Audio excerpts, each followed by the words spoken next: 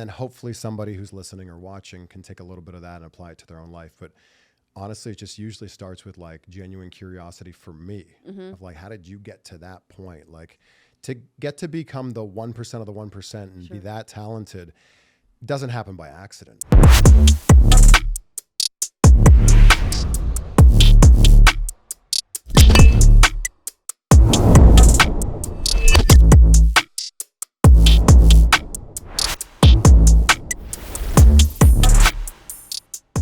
Welcome back to the Hopeaholics Podcast. I'm your girl, Natalie Eva Marie. And I'm Chad Carlson, and you're listening to the #1 addiction and mental health podcast. And you guys, if you or a loved one is struggling, make sure you head to askevamarie.com or chaddick.com and chat with one of our AI companions 24/7. Or text the number right here on the screen.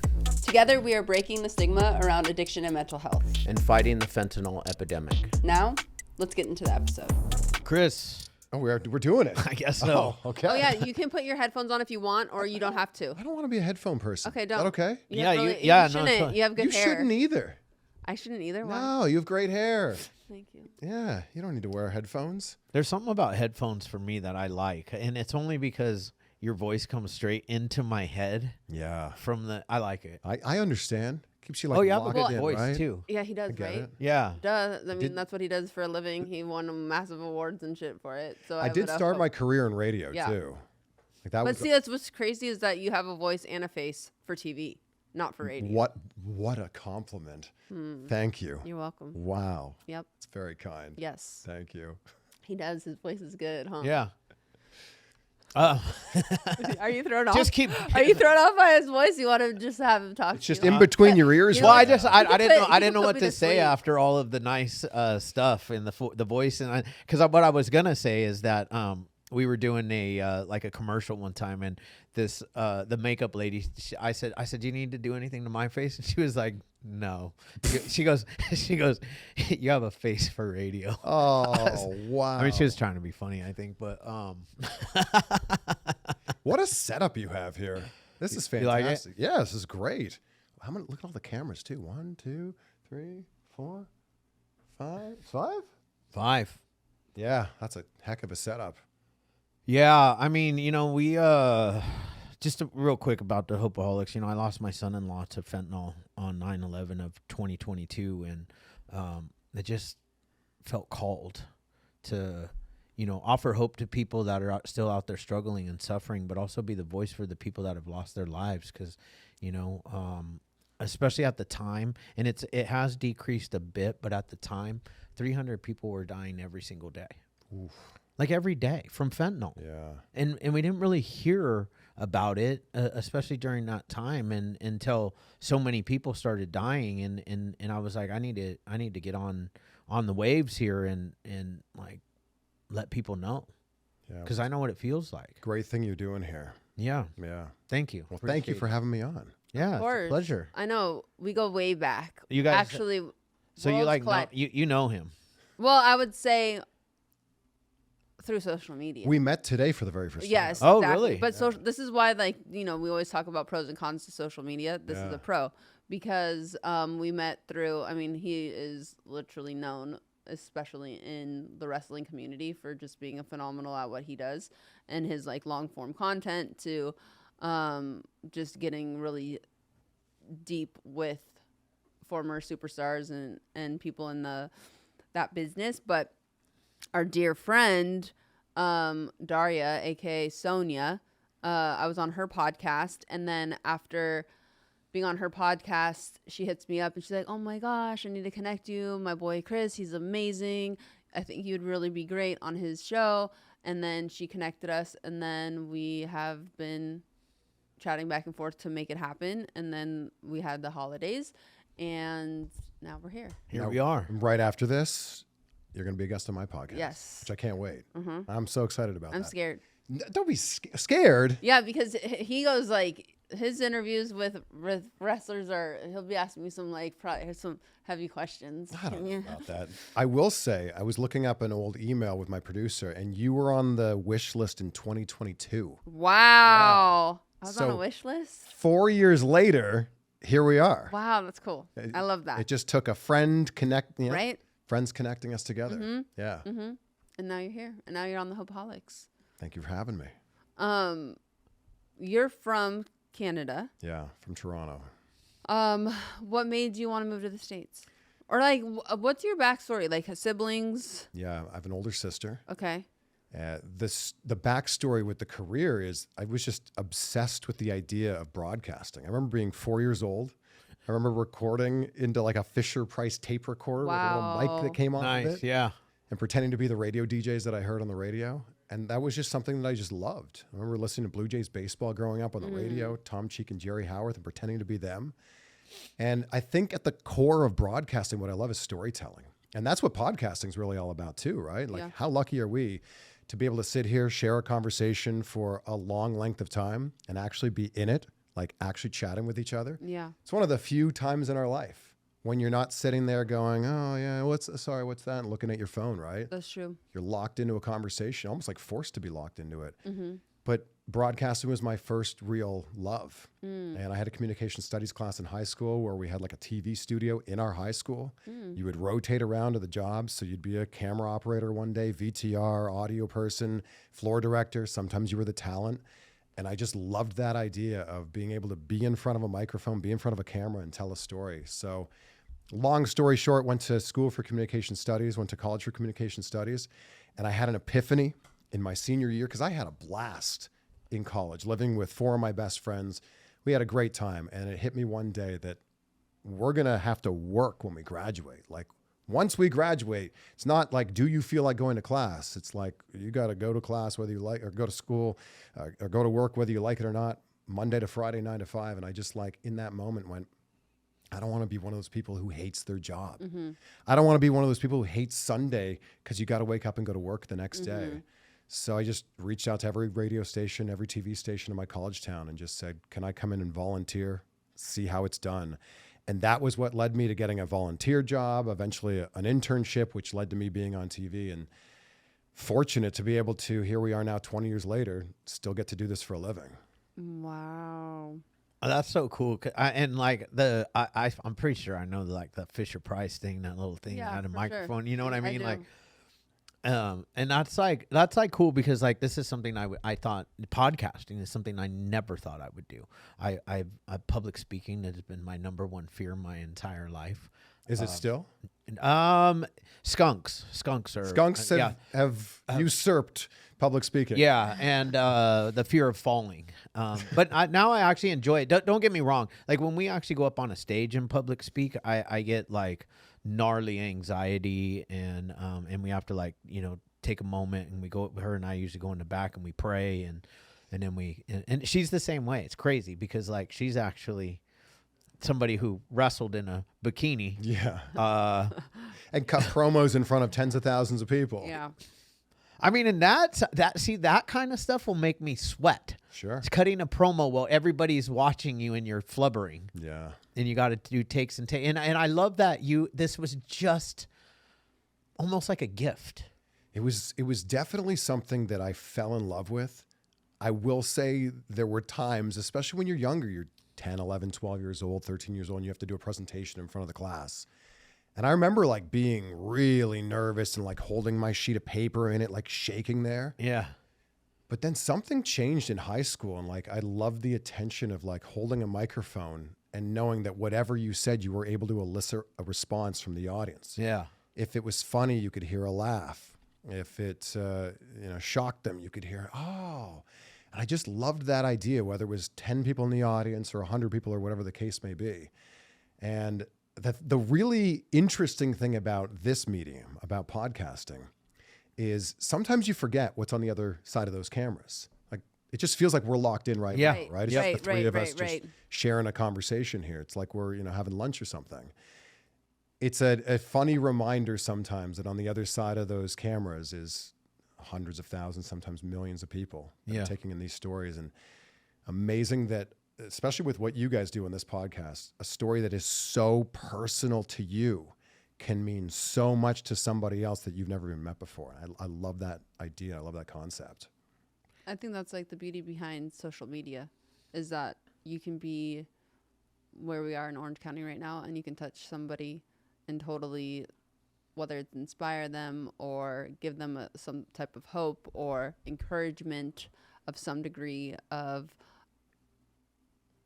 I can do it too, or something, within them to get inspired about something, whether it's going into radio or hosting or starting their own. Like, we live in such a different era where opportunity is actually quite grand, where you can be your own boss or you can create something that is yours, as opposed to feeling like you have to go to corporate and work a 9 to 5 and kind of that's your life.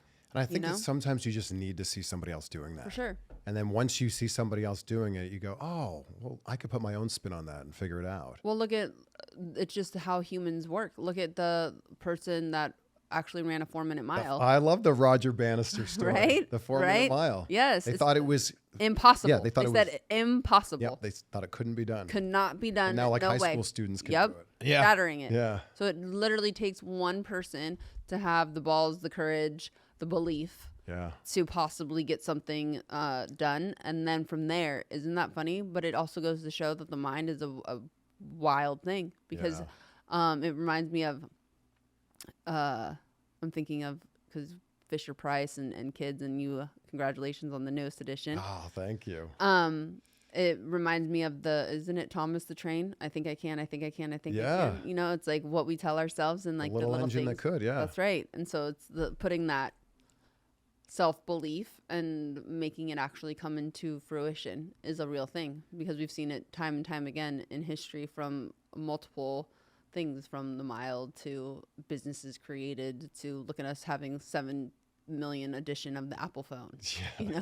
So much of what I do on the podcast or with the interviews that I do, it's just, honestly, it's selfish. Like, I'm so lucky to get to sit down with people who are the absolute best at what they do, whether that's an actor, a director, a wrestler, whatever. And then I get to pick their brain selfishly and learn from that. And then hopefully somebody who's listening or watching can take a little bit of that and apply it to their own life. But honestly, it just usually starts with like genuine curiosity for me of like, how did you get to that point? Like, to get to become the 1% of the 1% and be that talented doesn't happen by accident. And I'm fascinated by like, what's the work that goes in to becoming that person, and how can we reverse engineer that out? And I'm not a pro wrestler. I'm not a comedian or actor, but what can I learn to apply to my own craft? And that's usually where it begins with me. Well, with you, where did the turning point in your career? Because you had gained so much notoriety originally from your first show, correct? Yeah, from broadcasting, TV hosting. That's kind of where it began. I think that so if we take it way back, I wanted to be a pro wrestler. Okay, because that's where I was getting at, because the fact that you're able to have such a successful show that is really primarily like dropping the scoop on.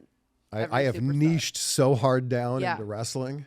That you have to be a super fan. I can't wait to have you on the show. Yes, for sure. Okay. I wanted to be a pro wrestler. Who was your favorite? The Rock was my guy. Okay. Rock was my guy. I would walk down the halls of my high school and ask people questions just so I could shout, "It doesn't matter what you think." And wrestling's the ultimate connector, right? Sure. And this was late 90s. So like if someone was walking down the hall wearing an Austin 316 shirt or a DX shirt, you're like, wait, it's like that scene from Step Brothers. Like, did we just become best friends? Mm-hmm. Yep. And that was truly how I met some of my best friends in high school. Like, I didn't know you were a wrestling fan. Oh my gosh, did you see King of the Ring last night? Right. So I had some friends who also had some friends. We came together and we started a backyard wrestling league in my hometown, Pickering, Ontario, Canada. It was called the HCW. Wow. We all crafted our own little characters. I had a heel character named Chris Sharp. I like that. Sharp walking, sharp talking, sharp dressing. Oh, I like that. Yeah, and I heavily inspired by like Triple H, because I like taped one hand and the wrist, and then the other one I just taped the wrist. I would like cut promos chewing gum, make fun of people. He was the 2-time HCW backyard wrestling champion. And I made a pact with one of my friends who was in our backyard wrestling league. And I said, once we turn 18, we'll come up with enough money to go to wrestling school and buy a car to be able to drive to and from wrestling school. And that happened. We ended up like coming up with the money, and he's like, I don't know if I want to focus on that right now. And I'm like, well, I'm doing this thing anyway. So when I was 20, I ended up going to wrestling school in Toronto. I was going in the summer between my sophomore year and junior year of college. Okay. And I was going there. I was learning, all the basics, locking up, running the ropes, taking the bumps. I feel like I was picking it up pretty quickly. I was also unlearning the bad habits I had as a backyard wrestler. Yes. I was doing everything as a backyard wrestler on the right side. As you know, you're going to do everything on the left side, right? And then I came to like a kind of a fork in the road where it was time to go back to school. And I was like, do I focus on wrestling school and chase that passion, chase that dream that I've always had? Or do I continue with school, chase that dream, that passion? And I'm a big believer in the quote, the man who chases two rabbits catches none. So I wanted to put my all into one thing. I chose the broadcasting degree. I chose communication studies degree, and wrestling would always be there. So that's kind of where it began. And man, how lucky am I that I get to interview people who do this for a living. I can dip my toe into wrestling every once in a while as a ring announcer. Or I've gotten the ring here and there and done a few things. But the coolest thing about it is I'm a wrestling fan at my core. Mm-hmm. So when I was working as a TV host or entertainment reporter, you're interviewing people from all walks of different things in entertainment. And then WWE would come to town every once in a while. This episode is brought to you by Wolfpack Bags. This gear is meant for anybody gym, lifestyle, to anybody that's on the move. I mean, I like to say that us here and everybody that tunes in, we're not average. We're always a wolf. They have all the goods that you need, especially for anybody that is looking for a bag to carry their meal prep, a lunch pail, anything like that. They have you covered. So once again, go to wolfpack.com, use the code Hopeaholics, save 10%, and join the pack. It started with, can we interview a wrestler? My boss was like, sure, we've done that before. And I'm like, oh my gosh, I get to talk to a wrestler. This is the greatest thing ever. And the first wrestling interview I did was Bobby Lashley. Oh my God, I love Bobby. Love Bobby. This was in 2007. He still looks the same as oh my God, he looks amazing. Isn't that incredible? Yeah. So I did that interview in 2007. I did a few, like one a year, basically after that. And then I kind of started to realize that like I was diving deep on some of these interviews, just asking questions that I wanted to know the answer to as a fan. And with the way that the traditional broadcasting model is set up, like unless somebody's watching that channel on that day, tuned in at that time, like unless they're watching channel 7 at 4:14 p.m. on that Thursday, they'd never see it. Mm-hmm. So I just started taking those raw interviews, putting them on YouTube as just like kind of a library for them to sit, and hopefully people from other parts of the world might check these out. And that's when my YouTube channel started to kind of tick up. That's so dope. Mm-hmm. I was just like, I feel like I wasn't even aware that I was doing this, but I was like, I'd rather, there must be people that live somewhere else that would be a fan of this interview. And some of those started blowing up. And you had to think too at that time, because obviously it's grown drastically from like what WWE was into mainstream wise, because now it's definitely seeped totally fully in, Yeah. But before that, it was definitely not. Like it was like, what, you want to interview a wrestler? Why? And you also got to think like 15 years ago, who was interviewing wrestlers? No one.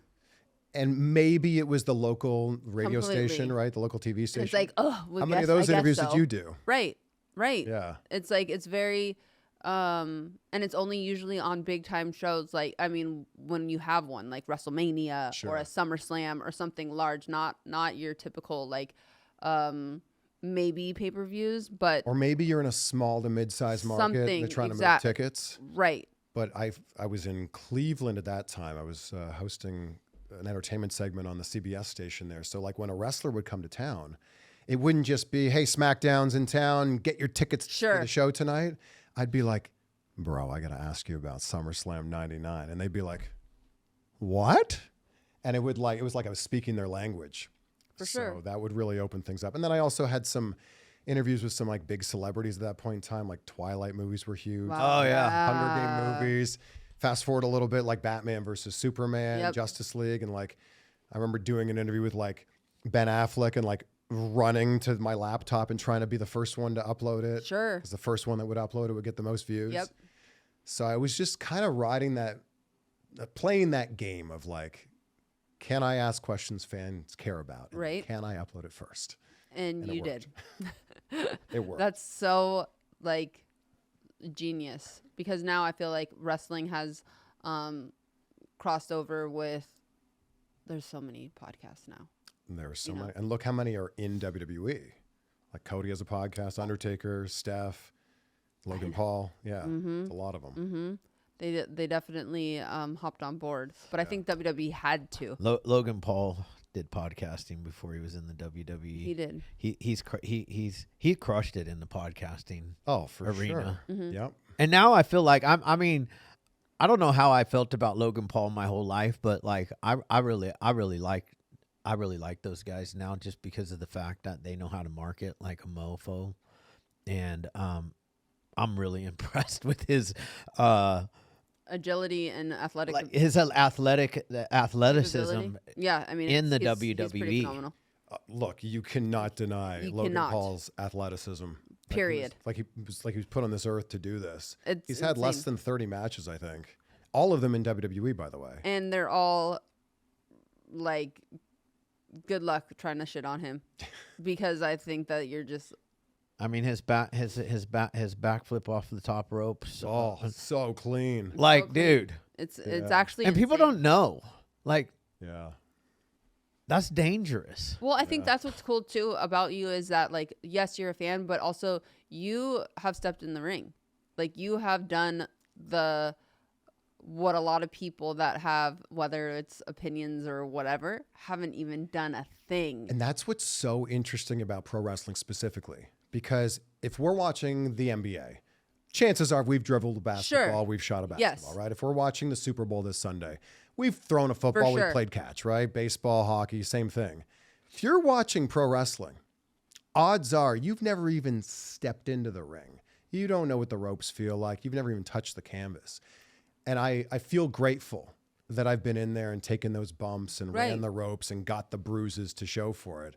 Because unless you've done it, you don't know what it's like. At all. And obviously television is television, and it's supposed to make like, you're supposed to be entertained and enjoy watching it, and it looks majority of the time so effortless. Yeah. When in actuality, it is not only do you have to be extremely athletic, but it's a rhythm, it's a dance. It's like there's so much more that goes into it. And then on top of that, you have to think the WWE schedule is wild, especially if you're working a full-time schedule, not just like, a Monday Night Raw or a Friday Night SmackDown type schedule. If you're doing like full blown, you're like on the road 209 days out of the year.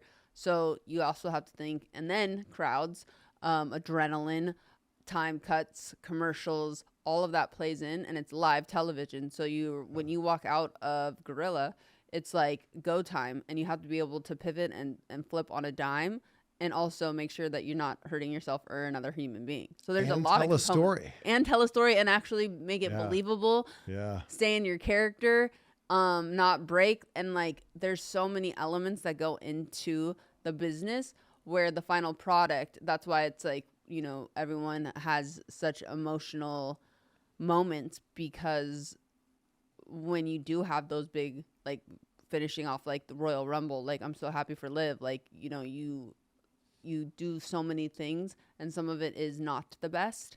So when you do have those like grandiose major moments, it's just like there's nothing like it. Yeah. And going back to what you were saying about the Paul brothers, one of the brilliant things about Jake Paul is so many people are buying his fights or tuning into his fights to see him lose. Yeah. Like, it's so brilliant that like they hate him. Right. Yeah. And he's clearly playing the heel. Right? Yeah. Yeah. And he's like really playing that up. Yeah. But there's so many people that are tuning into like the Anthony Joshua fight to watch him get his jaw broken. And then it does happen, and they're like, I told you so. It's like, yeah, but you still tuned into Netflix to see it happen. Yeah, and they still made $90 million. I mean, wild. I don't know though if I could take my jaw getting broken like Jake Paul did for $90 million. I don't like put a price on. I mean, I know he went in there with a lot of good intention. Oh, he's a boxer, so like I think he understands that that's a possibility when you go in there. Mm-hmm. Yeah. Yeah. 90 million though? 90 million is a lot of money. We came in here with like a wheelbarrow full of $90 million. And I'm just going to give you one. Just stand there, close your eyes. $90 million. even after tax. Yeah. Well, and I don't even. Am I going to be able to talk after? I don't think he went in being like, okay, I'm getting my jaw broke for 90. No, I don't you think know? he. No. So I think that's why it's like a little bit different too. I think he probably went in there hoping for the best. Also, I mean, benefit of the doubt. I don't know. I like what he's done Yeah. for the sport. That's what I'm going to say because Same. and on top For of that, sure. I love the Serrano sister. Oh yeah, Yeah. she's amazing. I She's love her. Freaking dope. Yeah. And like he's her like she's signed with him. Yeah. And every major card, she's on it. Yes. I love Yep. that. Mhm. Yeah. Yep. She's along for the ride. And I really loved the first fight with Tyson when she like got her eye split. Oh my god. And that was I have to nasty. tell you guys, I watched the whole fight and she won. She won the fight in my eyes. And that's where I'm going to leave I it. guess you should be a judge. Yeah, because she lost. But I thought she won. I know I really thought she won. it's hard because I don't know boxing like that where to score it. So Yeah. it's only from like my visual standpoint of who I think is having the is winning the fight. Same with like UFC. I don't know it. I don't know enough of the rules to actually score it like a judge would. I just see individuals fighting and I'm like, oh, that guy's getting fucking mauled, or the other one isn't. You know, Yeah. Yeah. which I think is the general population. Yeah. Yeah. Who is your, or who has been your favorite or most memorable or most excited? I just got to do an interview with Stone Cold Steve Austin. Oh, you did? And he was at the top of the list Sure. for so long. And I had done brief interviews with him via Zoom before, but it just doesn't feel the same. No, Yeah. yeah. And they were short. They were like 4 or 5 minutes when he was promoting something. So I recently started working with a guest booker. Okay. And she said, all right, give me like, Your favorite. give me like, your, top. give me your like dream wish list. Yeah. And I said, Stone Cold's at the top. And then I gave her a bunch of other names. And the next day she emailed me back and said, yeah, Steve's in. And I'm like, what? She goes, yeah, he's in. Give me a bunch of dates that work. And you're going to go to his ranch and do it. And I'm Oh like, my God. You got to Hold go to on. the ranch? yes, I went to Broken Skull Ranch, which is crazy. The infamous Broken Skull Yes. Ranch. It's in Nevada, by the way. Oh, okay. People think the Texas rattlesnake is based in Texas. Yeah. I actually. He's from Texas. He's Yeah. a proud Texan. Stone Cold was living out here for a while. He was in California for Oh my many goodness. years, but yeah, he was in Nevada. So yeah, crazy. Like, and chatted with him for over an hour. Wow. There's so much to talk about. I could talk to Steve Austin for another 15 hours. and Sure. still just be scratching the surface. But Mm-hmm. that was one that I was like, man, how cool is this? Mm-hmm. And he's everything you want him to be. That's awesome. Like who Steve is the off best. camera, he's the best. The next day, I flew back here and had John Cena in the studio Wow. just a few days before his final match. Wow. So that was pretty cool. So John only did calling him John like we're best friends. Yeah, yeah. John Cena only did a handful of interviews before his final match, December 13th, Saturday Night's Main Event in DC. And I'm just so grateful that I got to be one of those them. interviews. We chatted for like an hour and a half and basically went through the whole year. Like, you know, the first appearance was Raw on Netflix. And then from there was the Royal Rumble to Elimination Chamber, turning heel. We went through like the whole year Yep. and kind of everything, all the beats from the year. And it was just really cool breaking that all down with him.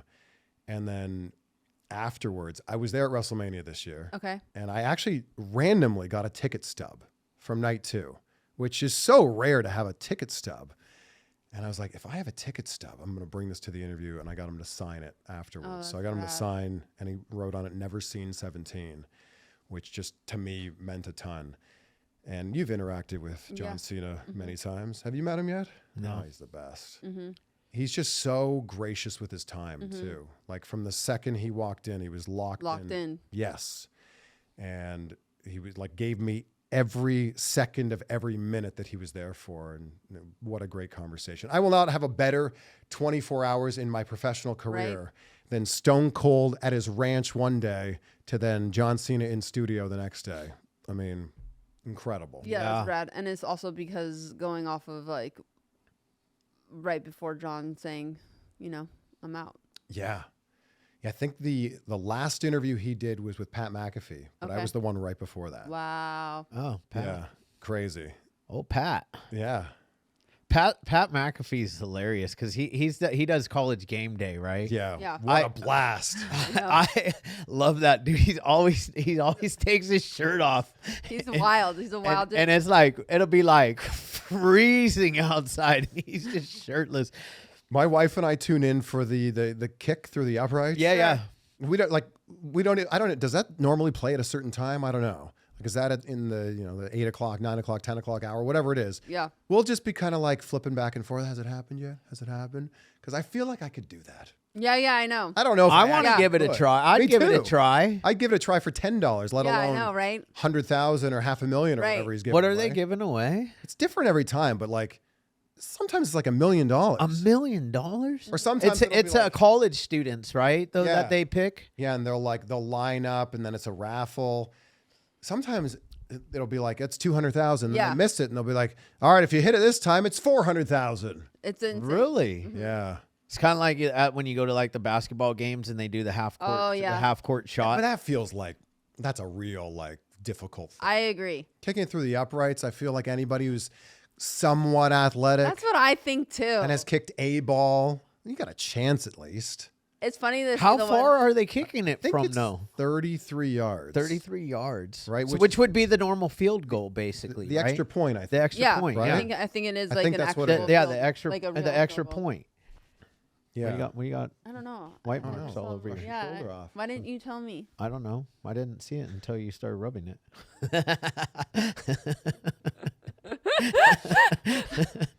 You never know what you're Camera, gonna get. you know? Yeah, I exactly. can't even see that shoulder on camera. Emily, why didn't you tell her? You're good. Yeah. You Yeah, can't see Emily. You can't thanks see a it lot, on- Emily. I used my mic and I did not see it. Oh, look, Emily has a mic now. This is Oh. awesome. that. Wow. I like it because I always usually talk to her and she doesn't. What did you think of Cena's last match? I was there for that. Okay. There's so much build up to it. Like so much build up to it that I feel like it would have been impossible to please everybody. I agree. I think that if you have been a wrestling fan for any length of time, you knew that he was not going to win this match. I agree. I think that John Cena is such a student of the game. He has such a great respect for the art of pro wrestling that he wanted to go out on his back. He wanted to go out losing, making somebody else look great. There's already the built-in storyline with Gunther. At that point, he had retired Goldberg. Here's a chance for him to be John Cena's final opponent and send him off to pasture too. Mm-hmm.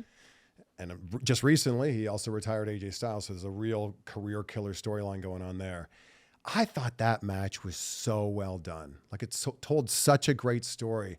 It highlighted all of the things we love about John Cena.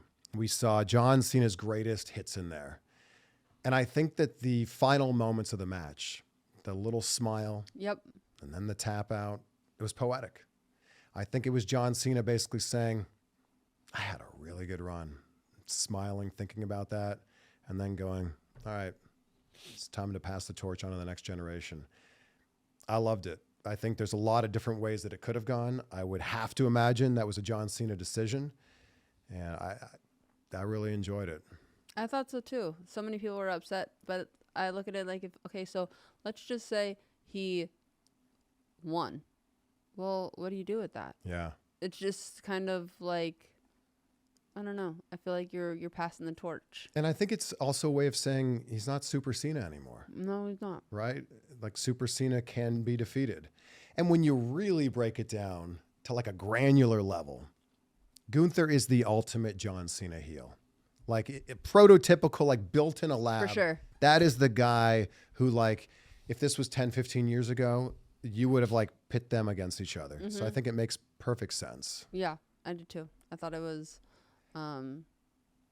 great. And John is, I mean, have you watched him in, I'm drawing a blank on the show. Peacemaker? Yeah, so good. So good. It's so good. Have you watched Peacemaker? No. Oh, you need to. It's Cena's so- best performance. What's it Yeah, for it sure. really is. It's a show or a movie? It's a show. Season 1 is already like been out and done. You can watch it on. It's on. Is it on? Is it HBO? HBO? Is it Is it? HBO? I don't know. I can't. I don't know. So it's Peacemaker though. Yeah. Yeah, Okay, I'll check it's it out. He so is good. Peacemaker. Yeah, nice. It's amazing. And season 2, I believe, is coming. Right? Yeah. I think Wait, so. I thought it's already out. Or is it already out? I don't know. I don't know. So good. But it is. He does a real. I think it's his like best stuff for sure. He's so underrated when it comes to comedy too. It's so underrated. Like I think that his role in Ricky Stenicki. Did you see? Oh that? my God! Yes. It's just not talked about by enough people. I know. I thought it was really good. Even his stuff in the couples. Oh my gosh. Which one? Vacation Friends? Yeah, that one? he's funny, dude. Yeah. He is funny. He is. And he's not like, because the John Cena wrestling character is squeaky clean. Yeah. He's not afraid to be dirty and go there in these movies. Like some hard R-rated comedies. Yeah. They're good. Yeah. He's done a good job, I feel like, with like he's gotten some really good roles. Yeah. Who's your favorite wrestler? Mine? I mean, you guys have to understand, I was watching wrestling way back. So, like, Hulk Hogan was my guy. Sure. But, see, because what ended up happening is, like, I want to say, like, whatever the first WrestleMania, I wasn't at the actual event, but I was at the silo, because they had silos everywhere, and it was so good. And then shortly after that, Rocky 3 came out. And so, like, that's kind of what made Hulk Hogan. Thunder Lips. Yeah, Thunder Lips. Yeah. I'm the man. Yeah, that was so good. Yeah. So it was Hogan for you growing up? Yeah. I mean, everybody was a Hulk. And like I was probably a Hulkamania. But then, like I liked them all. I like Roddy Piper and just like the whole crew back in the old day. Yeah. What was the Andre the Giant? Yeah. Of course. Mm-hmm. I think Hulk Hogan body slammed him once. That's actually wild considering how big. What was kind of wild, the fact that Rocky Balboa or Sylvester Stallone was able to body slam Hulk Hogan. That's right, with the boxing gloves. Yeah, because like really, like Sylvester Stallone's like 5'5". He's not very tall. He is short, huh? Yeah, He's not that short. No, I don't think he's that short. 5'5". No, I don't think so. I think he's probably like 5'9". I don't think so. Emily, how 5'9", tall is 5'10". Sylvester? I'm looking it up. Okay. Emily's on it. She's gonna say 5'9". I'm gonna be wrong. Where did you meet your wife throughout all this? Because how long have you been married? We've been married 3 years. Oh my God, so new. Yeah. Congratulations. Oh, we've done a lot. Thank you. We have done a lot in these handful of years. Yeah. Where did you guys meet? We met on a dating app. What dating app? We met on Hinge. Wow, is that the one I'm gonna have to go on? Oh, yeah. I mean, I had a lot of bad stories, but I met my wife on Hinge. I met my wife on dating app as well. Which one? Match. Oh, amazing. Yeah. Oh, see, Match I think falls into a different category because you got to pay to be on there. So people take it slightly more seriously. We still had the swiping back then. It was like when this was 9 years ago. It's coming up on 10 years that I met her on a dating app. Wow. We got married 6 weeks later. Wow. 6 weeks he later. Doesn't recommend it though. I don't recommend that people do that. I just, and my poor wife, I put her through some, hell the first two years because she stuck around like a trooper though. So we met on June 20th, 2021. Okay. We got engaged during COVID. Yeah. Okay. And here's the funny thing. I was living in LA at the time. Okay. I was living in Studio City. She was living in Costa Mesa. Okay. As you know, LA to Orange County is a nightmare. Very much a long distance relationship. Horrible. Oh yeah. 100%. Very much, right? Yes. Like the first time that we met in Huntington Beach, and it took like an hour and a half to drive down here. Such a drag. And I was late, and I'm very punctual. So like it said it was going to be an hour and a half. I gave myself like an hour 35 or hour 40, and it still took longer than that. And I was like profusely apologizing. Sure. I'm so sorry. This never happens. We met and we hit it off. We met for a drink at a rooftop bar. Yep. It was supposed to be one drink. It turned into us spending like 5 hours together. It was like we were meant for each other. Wow. Nice. And when we went to say goodbye, I said, I would love to do this again sometime. She's like, me too. She goes, what's your week look like? Or I think I said, what's your week look like? And she said, I'm free this was a Sunday we met. She goes, I'm free like Thursday, I'm free Friday, and this might be crazy, but I'm free tomorrow too. I said, let's do tomorrow. She goes, okay. The next day we went and played mini putt and went bowling. She beat me at both. Yeah. And I'm like, oh, okay. We got a competitive person here like this. And we just fell in love quickly. So we were engaged exactly a year later. Okay. We bought a house. We got engaged, found out we were pregnant. Wow. And had a baby all within that year. Yeah, it was wild. Nice. So we got engaged in 2022. We got married at the end of 2022. Okay. We had a baby May 29th, 2023, our daughter. She's 2.5 now. And then we just had our son about a year ago, Cooper, December of 2024. That's my son's name. Cooper? Yeah. Oh, look at us. Yeah. Yeah. So, I mean, your story here is very similar to how I met my wife. She was living in L.A. I was living down here in San Juan Capistrano. and you convinced her to move down here? Yeah. Well, yeah, it wasn't hard. That's how I feel. I spent a few dates down here, and I'm like, yeah, I don't think I need to be in LA. She grew up in LA her whole life. Oh, so she's wow. like an LA girl. She does not even claim LA anymore. She's like, I love OC. It's funny. I love OC too. So how old were you when you guys met? I was 38. Yeah, right? Yeah, 38. Wow. I was 38. She was 35. Yeah. Nice. And then I became a father like a week after my 40th birthday. Wow. Yeah. So, and then what's great about that is I feel like I was able to make a ton of mistakes in my 20s. Sure. I moved around a lot chasing my career in my 20s and into my 30s. I was able to be so super career focused, career oriented in my 20s and into my 30s. And then 40 was like, boom, things changed. Like my birthday's May 19th. My daughter's birthday's May 29th. So 10 days later after turning 40, Wow. it's like, here's this new era.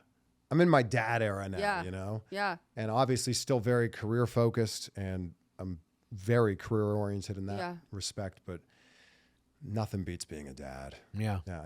I absolutely love being the dad of those 2 little babies. It's the best. So you knew when you met her? I knew. And I had gone on some bad dates. Yeah, that's what I'm like really not looking forward to. Are you on any of the dating apps right now? Not yet. Okay. Are you trying to be on dates? Are you trying to go on dates? I mean, I think she should try to go on dates.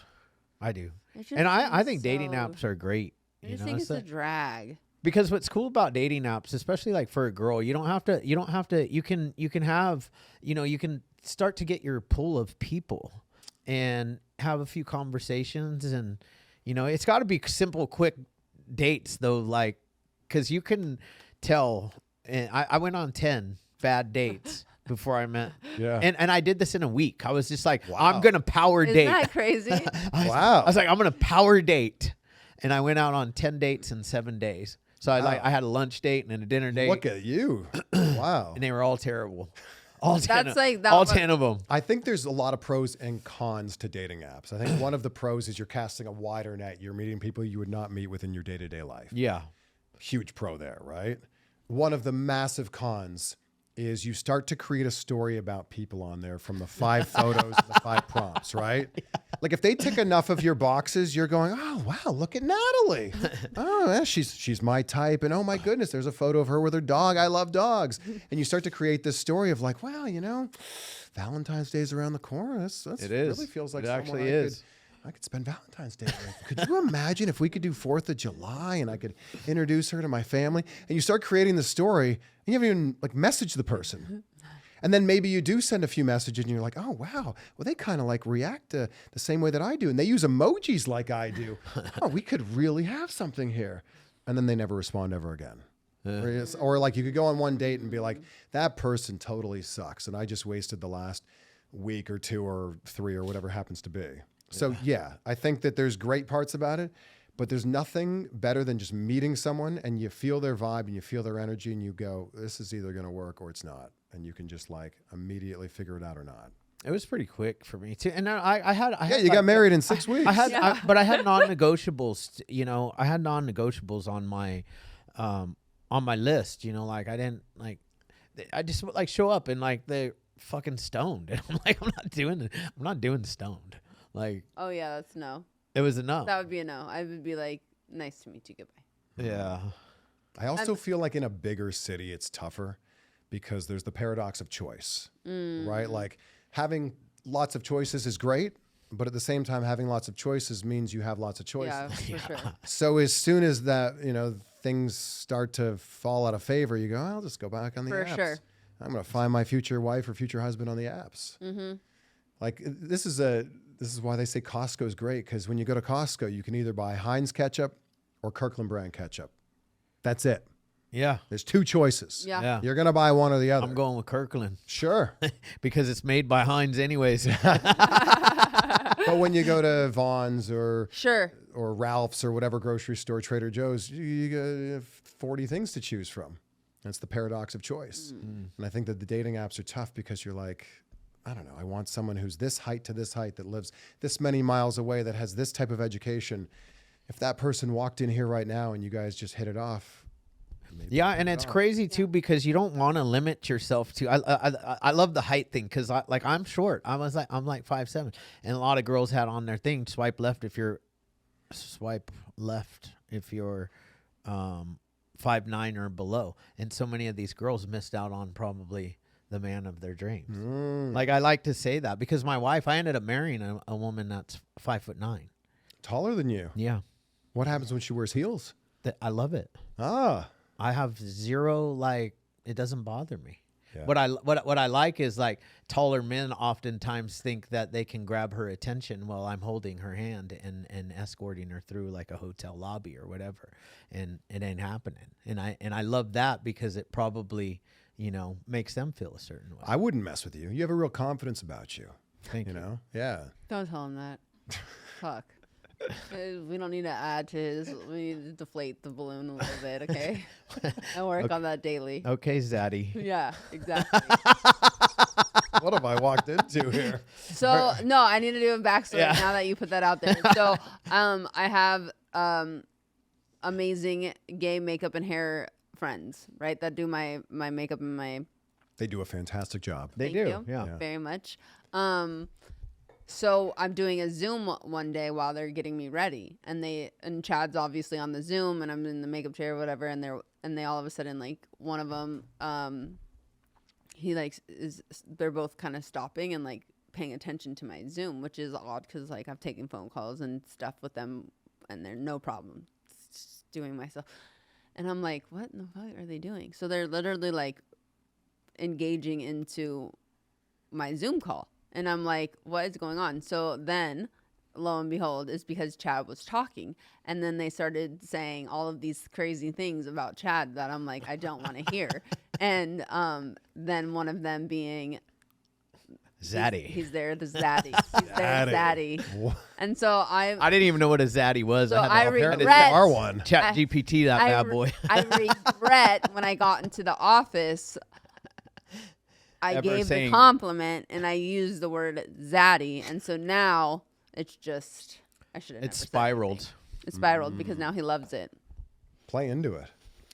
He does. I'm 52 years old. I need some zaddy. You look great every once in a while. Yeah, you look great. Thank you. I work hard. Clearly. And peptides. Oh, which ones? BPC 157, TB 500, Retta.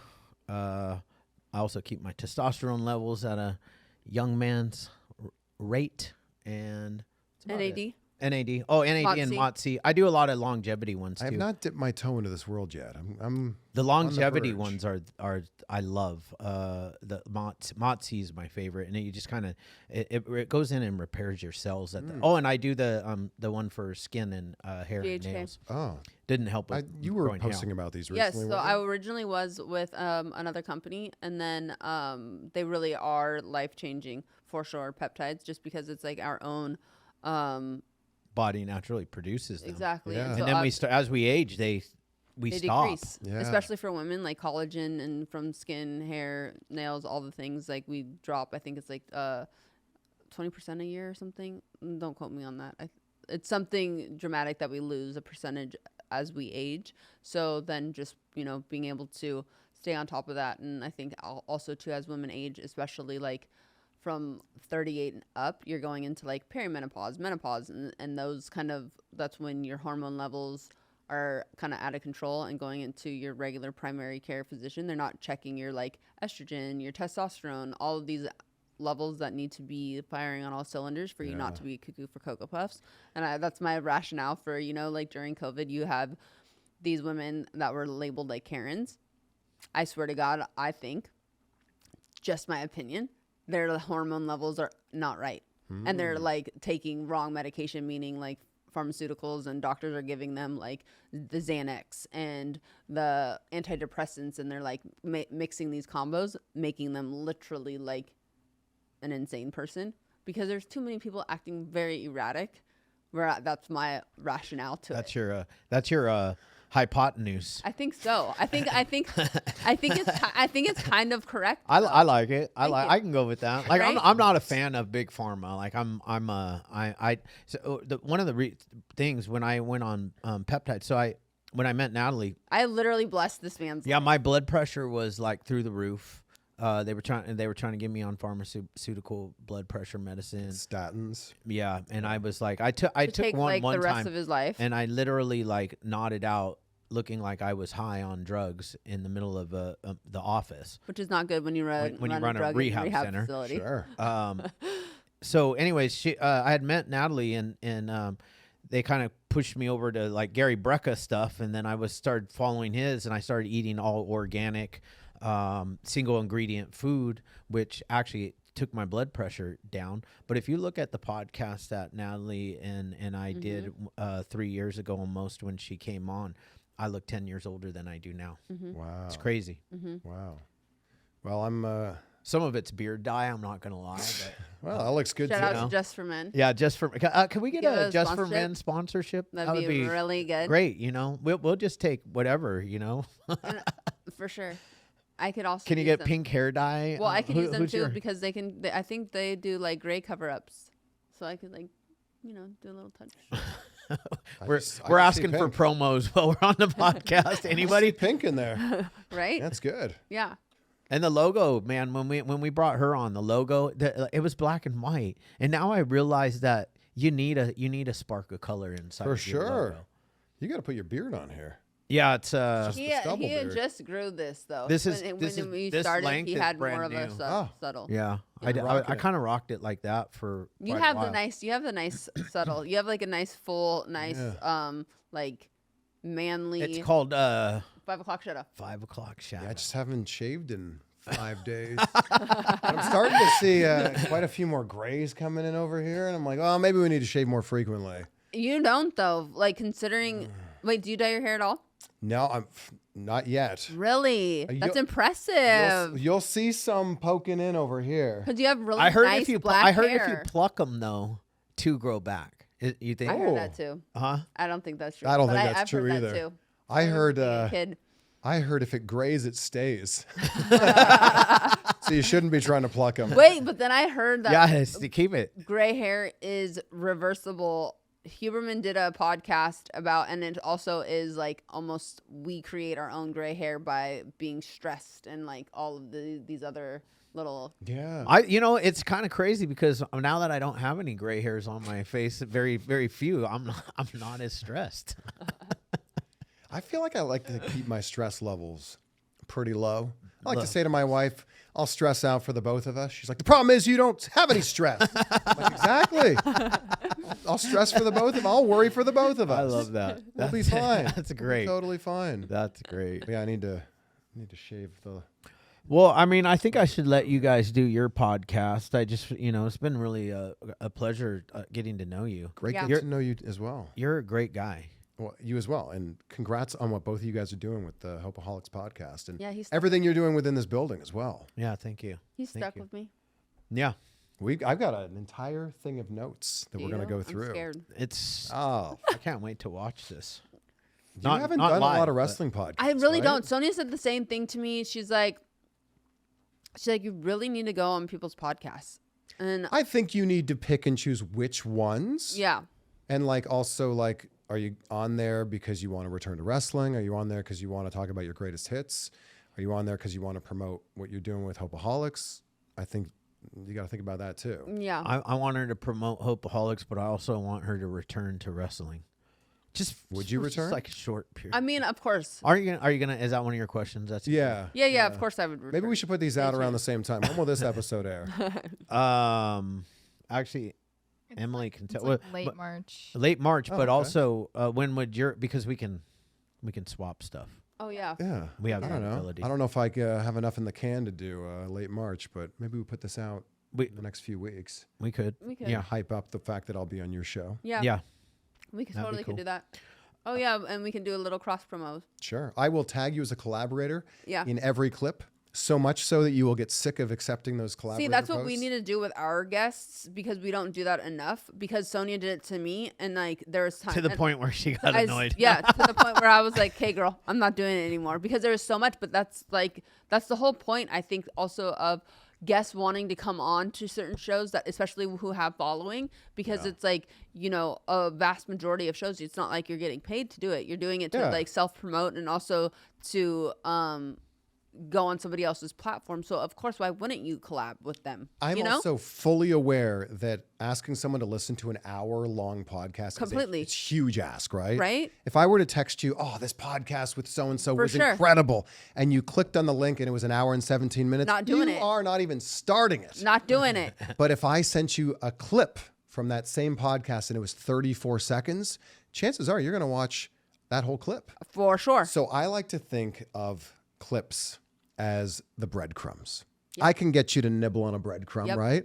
And if you like that breadcrumb, maybe you'll go looking for the slice of bread, which is a 3 to 5 minute clip on my YouTube channel or longer form content on maybe TikTok or Instagram.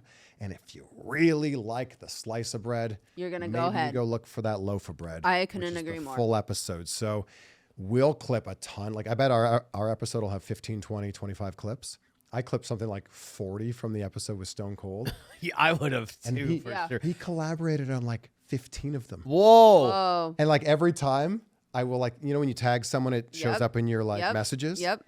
After maybe an hour, 2 or 3, I will see that he's seen it. And I'm like, oh, Stone Cold saw the clip. Yeah. And then sometimes he'll accept it. And I'm like, oh, damn. Like I got a collab with Stone Cold Steve Austin. I mean, that's dope. That's I would amazing. say that of all time, Stone Cold would be up there on my list just because Stone Cold said so, and like I was almost That's the bottom line. So I was this close.